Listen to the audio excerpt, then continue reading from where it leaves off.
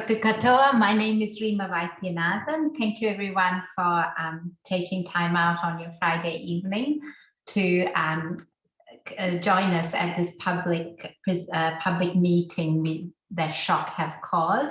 My name is Rhema Vaithianathan, and we brought this together, this public meeting, simply because we at SSHOC thought that it was quite a landmark report, having a report on sexual harassment at AUT, the first of the universities to have had such a report, possibly, and probably not the last, but the first. And so we thought, well, it's really not something just for AUT, it's something for all of us in the university community, which is really a large part of the New Zealand community. So we wanted to bring everyone together. And you really don't want to hear from me too much. We have a very grateful to Marilyn Waring for speaking to us on her thoughts and responses to the report. And that's what today's forum is about, but more importantly, to hear from you. I know this is not a very nice forum in which to share thoughts and opinions, but Kaylee is going to be here to try to mediate questions and responses. So we're going to try to put a lot of time at the end to dealing with and trying to get a discussion going. I don't know if it will in this 1 hour we have committed ourselves to, but we do want input from everyone in the community about what you would like SSHOC to do with respect to how we respond to this report. So a little bit about SSHOC. Come and visit us at our website, which thanks to Anna Brown at Massey and Kaylee is looking spectacular. And also follow us on Twitter, where we do share information about events and other communities of similar interest where events like these might be happening, as well as interesting news and so on. So we're staff and students. We have representatives from every university in Aotearoa, and we are interested in a better way for dealing with and preventing sexual harassment and gender-based violence. We often sort of say, 99.9% of us have never committed, and many of us have not been victims of bullying or sexual harassment. Yet, I think all of us who've been in the university system for long enough have been bystanders. So we are really a society or a community of people who are just sick of being bystanders, and we want to stop being bystanders. And the only way we can stop being bystanders is by being such great bystanders that the bullying and harassment stops. So that's our agenda, but it's a very long and ambitious one. Just some housekeeping. Please note that we welcome your comments in the chat box and to ask questions in the chat box.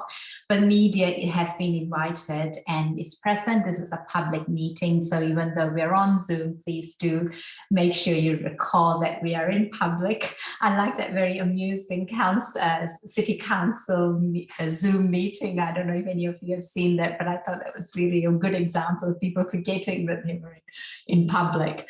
Please know this will be recorded and publicly shared. Questions will not be seen. Will only be seen by the host, who will ask the questions on your behalf. So you can ask to be anonymous when you put the questions in the chat. You find some of the contents triggering because we will be talking about sexual harassment in some of the questions and some of the discussion. So please do feel, if you do find it triggering, please do look after yourself, exit the call, and there are support options, including Safe to Talk, victim support, rape crisis, and Lifeline. So the agenda today, just very quickly, I'm going to just talk very briefly about the findings of the QC report and also a little bit of my response to the report. Then we're going to spend quite a bit more time with reflections on the process and where to next from Marilyn. And then we'll have a broader discussion of what should we be calling for really, what should SSHOC be doing at this juncture. So just a bit about me, it's very boring. Well, I'm a professor of economics at AUT and director of the Center for Social Data Analytics.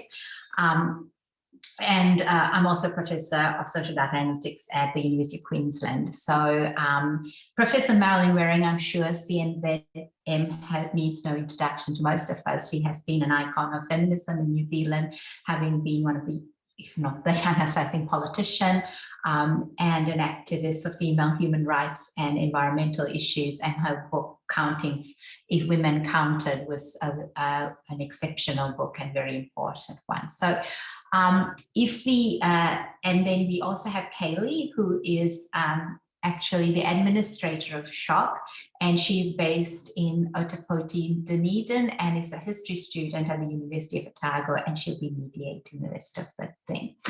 So without further ado, just a very brief, for those who are interested, the AUT report is online. It was, the terms of reference were really to look at the sexual harassment complaint system of AUT following some fantastic journalism by Alison Mao in the first instance on staff, showing two very egregious examples of senior, very senior AUT faculty. These were people who were at very senior levels, kind of in the executive suite, as it were, who had been found to have, you know, been sort of engaging in quite highly inappropriate behavior of a sexual harassment nature. And as a result of the expose that came out in stuff, they had to, I think both of them resigned officially, but it was clear that the precipitating cause was this evidence. And so as a result of that and a number of other things, AUT decided to commission a report. Now, when I say AUT, it's not clear to me whether it was the Vice Chancellor or the Council who are the official commissioners of the report. But what the report was the QC Kate Davenport, who admittedly doesn't have a background in these kinds of issues, was charged with having a kind of free and frank conversation with a lot of people at AUT. Hundreds of people came out and talked to her. And that happened over many months. I think it was 4 or 5 months. And as a conclusion of that, she submitted a report. Now, Alison Mao's reporting has further suggested that an initial version of this report went up to council. And there were names in the report, personally identifiable information, but that as a result of a kind of reassessment by the council or some kind of conversation that happened, those were redacted. Now, it is clear when you read the report, because you can line it up with Ali Mao's reporting, what in my area we call perfectly identifiable information. You know who they're talking about, because Dr. B is very clearly, I think it was Max Abbott, but Dr. B to Max Abbott, and the other person, can't remember who she called, Dr. C is Nigel Hamilton. So you can tell who they are from reading the report. So I'm not sure what that was in aid of, but maybe there are other names in there we don't know about. But in any case, there's now a report out which doesn't name names. And it finds basically bullying behavior at AUT is extensive, AUT's complaint system is inadequate. In particular, the investigations that AUT carried out into the conduct of Dr. B and D were limited and failed to take into account known previous issues of troublesome behavior by these staff members. The report goes on to say that they interviewed a total of 229 people who reported that they had been bullied. There apparently were 8 perpetrators of sexual harassment who had all left the university. And remarkably, the Kate Davenport then concludes from this that there is no widespread current culture of sexual harassment at AUT, which means that AUT really should hold itself up as an exemplar, because to be frank, it's probably the only organization in the whole country, if not the whole world, where you can conclude that there is no, there is no sexual harassment. I think what she means is there's no kind of pervasive and widespread culture of harassment. So on the scale of Weinstein down to something else, we're kind of not there yet. So that's kind of the summary of it. Now, me being a kind of a nerdy kind of social scientist, I wanted to understand what's a sexual harassment report as a cultural artifact, because I honestly think sometimes these reports are just artifacts. So I've been through, in my spare time, of which I have hardly any, I went back and I thought, when did we first have a kind of these sorts of reports? Because they seem to come out every week now with gymnastics and, the different defense and so on. When did they first come out? Well, one thing I know is in 2014, when the Roger Sutton event happened, Roger Sutton was the head CEO. No, something's just come on my computer. No, it's just something's just come up on my computer. Oh, someone's got to mute themselves. Could everyone please mute yourself? Thank you. What happened is that so he had to resign because he had apparently been engaged in gross misconduct relating to sexual harassment, and the minister was asked to do a report and she said no. So to me, that's a pre-Me Too move where you say no to report. Now, post-Me Too, as I said, every man and his dog is reviewing and writing reports. So the Volunteer Firefighters Association, VETA, has just commissioned a QC to write a report. ACT is writing investigating. I don't know if that's going to end up in a report. And of course, Russell McFay wrote a report. So it's like de rigueur now. You must write a report if ever any of these things come up. And so do these reports make a difference? Well, I went back and found one of the earliest reports, which is it actually comes from an Air Force report. But in 2016, Defense Force launched Operation Respect, which was as a result of a report. It had 44 recommendations. It had all kinds of recommendations, 2 yearly audits, establishment of the sexual assault response team and the sexual assault prevention response advisor, provision of sexual ethics and responsible relationship training. By the way, no one lost their job. So then what happened? Fast forward 2 years, the chief of defense is saying, look, we are doing an amazing job. We have made great strides towards building a safer work environment for women. Few organizations in New Zealand have so deliberately and forthrightly set about tackling inappropriate behavior. So that was 2 years after the report. 5 years after the report, we have a new report which is scathing about the response of the Defence Force to that original set of recommendations, saying nothing has changed. And by the way, no one has still lost their job, just FYI. But so for those of you for whom this might seem perplexing, I've given you a very simple checklist. It's called the Report to Nowhere checklist. Now let's see how AUT is performing on the Report to Nowhere checklist. It's a checklist based on the Defence Report checklist. Have we had an independent report? Yes, check, we have. Are there multiple recommendations? Yes, check, we have. Is there an upbeat CEO? And of course, our Vice Chancellor is very upbeat. He could possibly say we're going to be an organization that has the most overarching and biggest culture change response. Is there going to be a failure to follow up? And in 2025, are we going to have another scathing report showing culture at AUT didn't change? Well, I don't know. And the reason SHOC is in existence is we don't want to check those two boxes, basically. We want to see if we can actually take this opportunity to make a difference. And why do these reports not make a difference? Well, to quote Homer Simpson, just because I don't care doesn't mean I don't understand. And just to give you an example, I picked out one particular passage in the AUT report.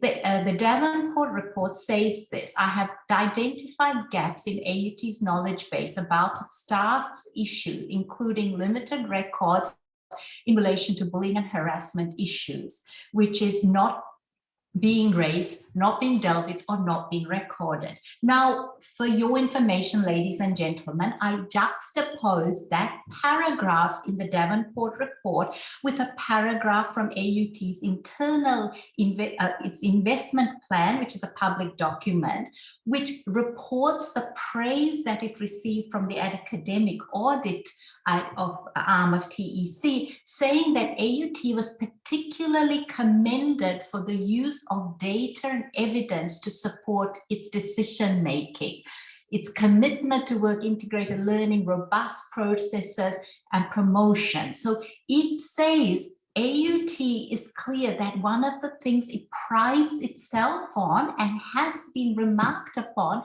is its use of data. Yet, oops-a-daisy, when it comes to sexual harassment and bullying, apparently it is losing records right, left, and center. So I submit to you, ladies and gentlemen, that the reason we have this in our institutions is that if they are things that people care about, i.e. things that make a difference to the bottom line, they will jolly well get to it and find a way of keeping those records. They will not fall down the bottom of the school bag and have the puppy dog eating them. So who should be responsible is the number one question, I guess, of the day. And for that, I think Marilyn might be the best person to answer, not who should be, who could be, or who could we make responsible. So on that note, I'm going to hand over to Marilyn. Thanks, Marilyn.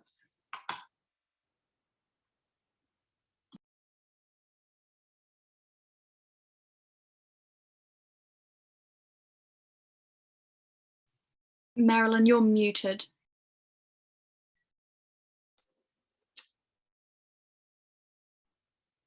Taupiri te moanga, waikato te awa. Te whanau te wānanga Aranui o Tamaki Makarau. Ko Marilyn tēnei, tēnā koutou katoa. Rhema, Kaylee, I was hoping that you would speak about the letter you sent to council before I started. Can one of you do that in 2 minutes or something? Because I somehow or other I expected to follow in straight after that.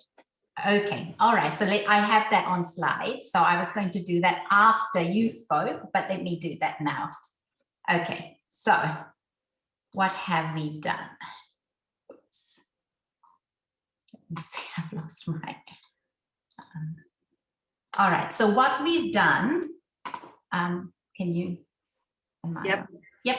So what we've done is we issued a press release and including appearing on Morning Report and so on, and saying that that basically this is a damning report which holds no one to account. That was the line that we as a committee, we all met and we decided that was kind of going to be our first statement about this report. Then last week, we wrote to council asking to be on the agenda. So we said, please, council, can we have an opportunity? We are SSHOC, we have a kind of a national interest in this, plus we have a subcommittee of people from AUT. We would like to be on council and be on the agenda. Now, Marilyn, do you want me to pull up the answer to that? Yes, thank you. Yes. The reason, the okay. answer and the reason. Okay, so Kaylee, while I speak, would you mind pulling that up if you have it? Yep, I can do that. Yes, so we've written to council. We said, please, can we speak at your agenda?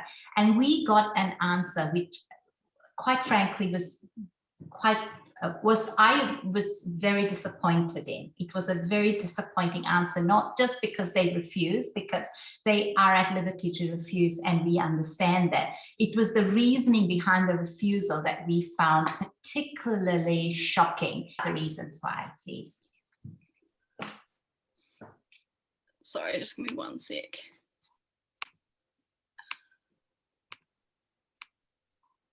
So, council meetings are official functions that are governed by law, which means that there are certain protocols to apply for a deputation. And therefore there are reasons why a deputation won't be granted. So the reasons, my understanding of the email is that the justification for a deputation is that it's to discuss a matter that is important and relevant to council directly, and to discuss a matter that isn't already going through a separate process. So council has received the report of the review and accepted its findings, and the review has already been considered and determined by council. A consultant has been engaged to advise and guide the university's work and response, and the university leadership is committed to making the changes to bring about a positive cultural shift in respect to bullying and harassment. The council is committed to working with the Vice-Chancellor and management to implement the recommendations of the review.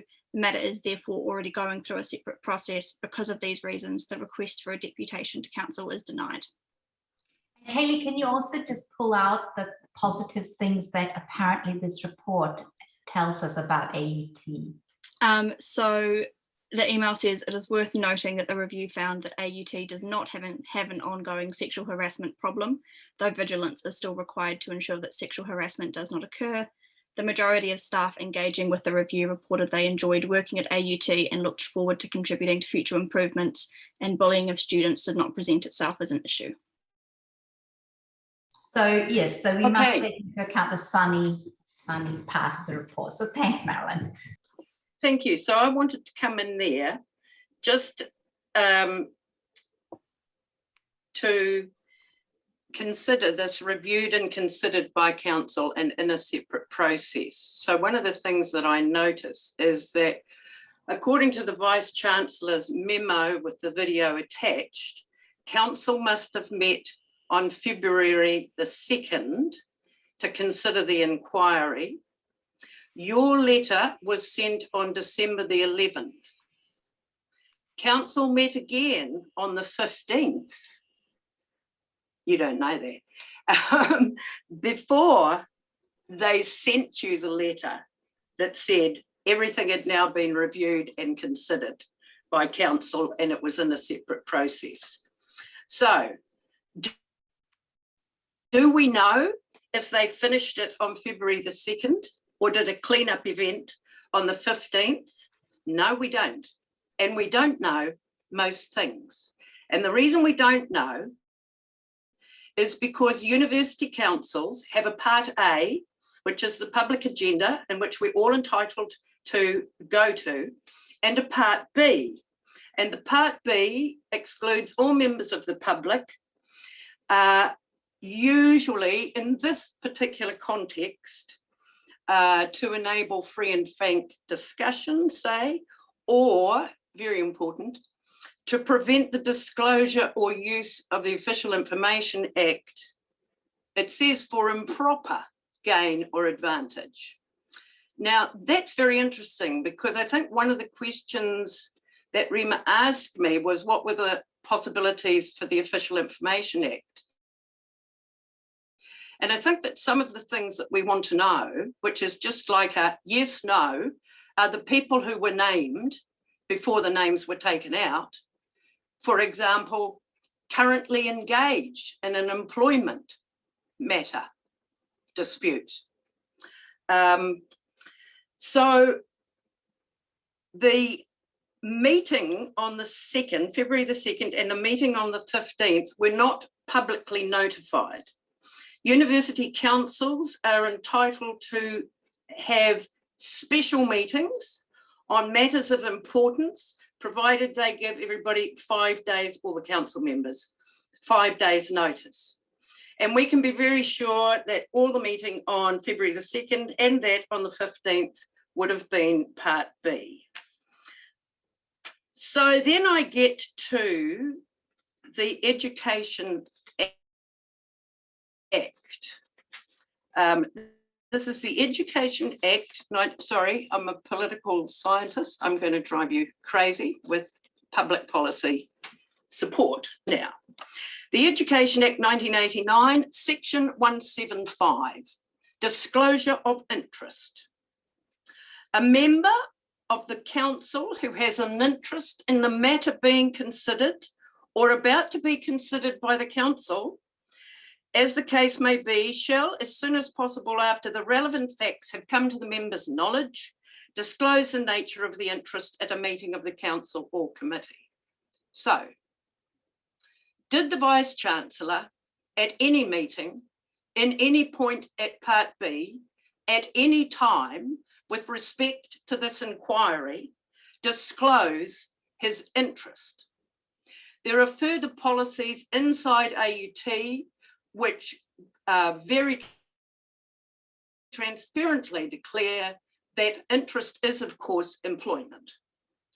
It says subsection 3 of section 175, especially if the matter relates to the conditions of service of the person as the chief executive. Now, a little story for a moment. I served 2 terms on the Massey University Council as the Court of Convocation member. So I was one of the people voted into office. I taught on the Albany campus in one of those regular restructurings that universities or faculties or whatever go through.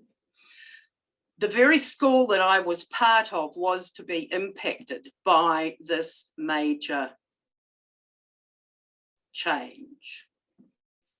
I knew that the Chancellor would ask for an independent legal opinion to have it ready for Part B of the next council meeting in order to rule me out of order for participating in the debate or in the voting on that particular matter. I anticipated they would do that, but now here's the next question. Did the Chancellor of the AUT Council, being fully aware that the inquiry would impact on employment questions around the Vice-Chancellor's contract, and certainly the strategic plans, and certainly the policy documents of AUT, remembering that many of these policies are documented as council policies, did the council seek an independent, they had 5 days, remember they must have been circulated with the inquiry for this special meeting to be held, did they engage an independent law practitioner to give them independent advice with respect to the Vice-Chancellor's attendance and participation at that meeting? If the Vice-Chancellor, did they or didn't they? We'll never know, it's in Part B, right?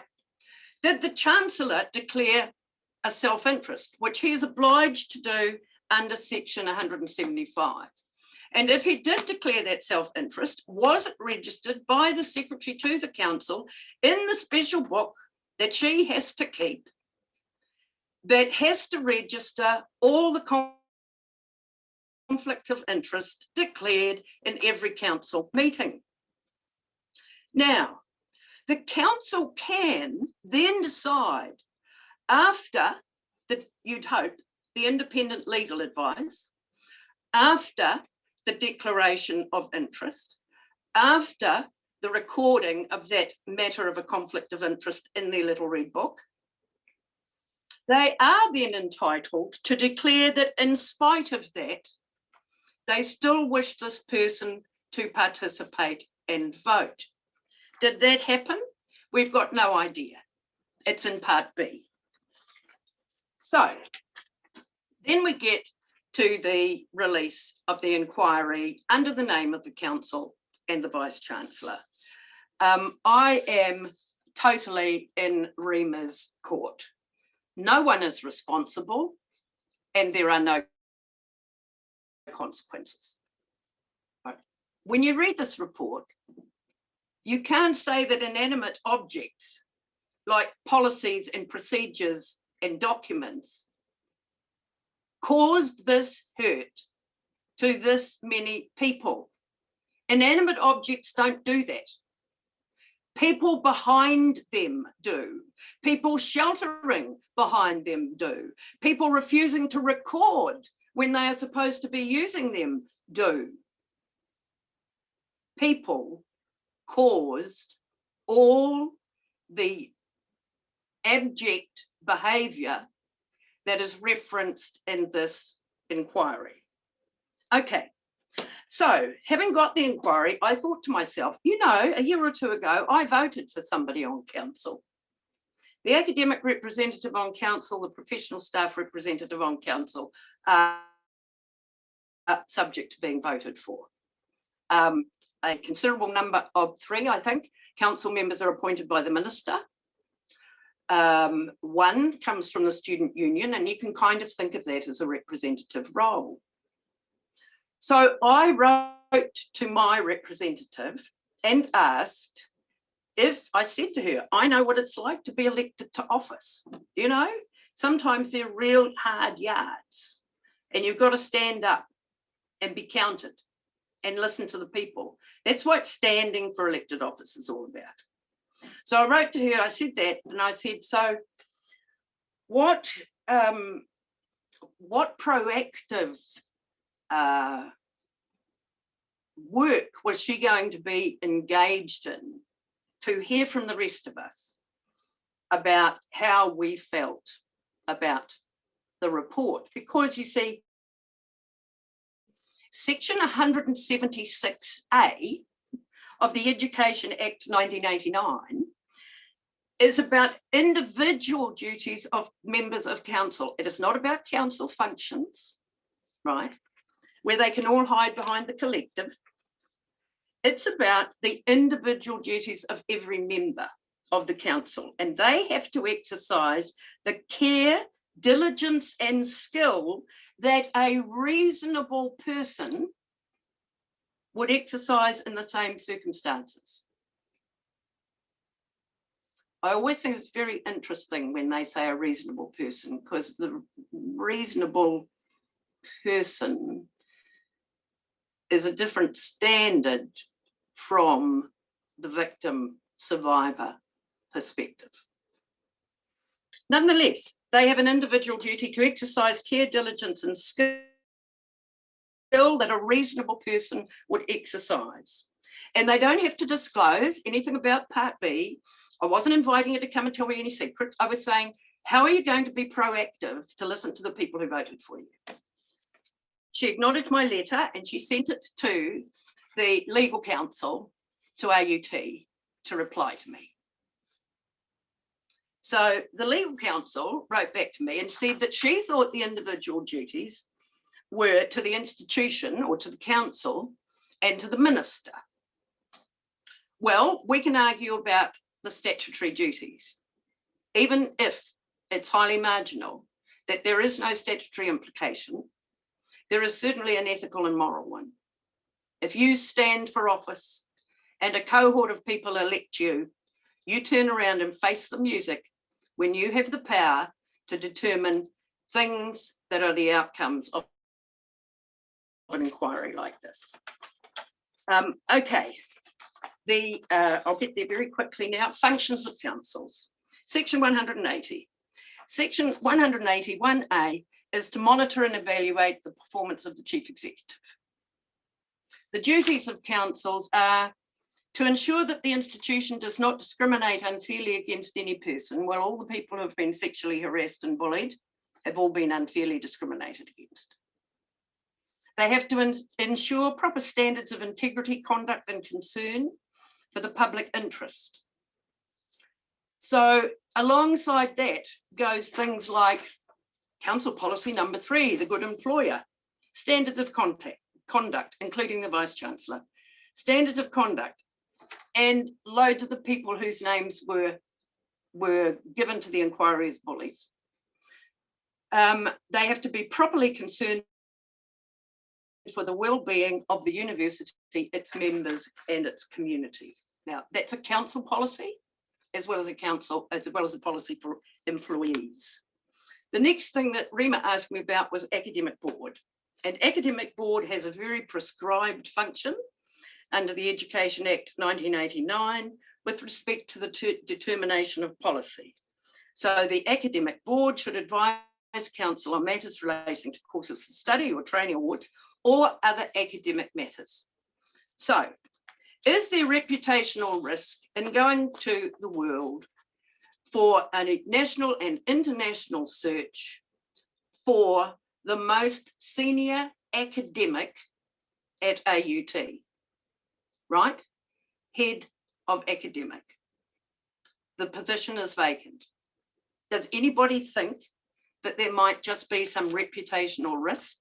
I'm not going to, many people want to come to New Zealand right now, and many people are going to read the advertisement and then they're going to Google AUT, and we know what they're going to find.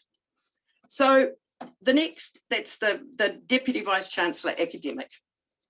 I want to stop, but okay, the real key things for me, no one is responsible, there are no consequences.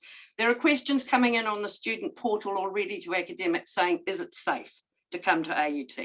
There are colleagues stuck in the old formal complaint and investigation processes with the same people and the same procedures. So how can that possibly be a sense of justice? There are still tears, anger, fear, and silence. Somehow or other, everybody's supposed to move on and believe that the same people whose behaviour precipitated the inquiry can somehow lead us to a cultural change. For some, these are habits of a lifetime, and it's just not going to happen.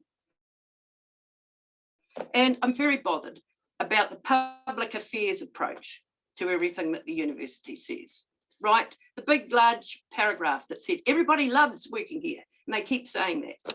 I spoke to the inquiry for over an hour. It took me 1 minute to say, I want to make it clear right at the very beginning, I love my job and I'm happy to go to my place of work every morning.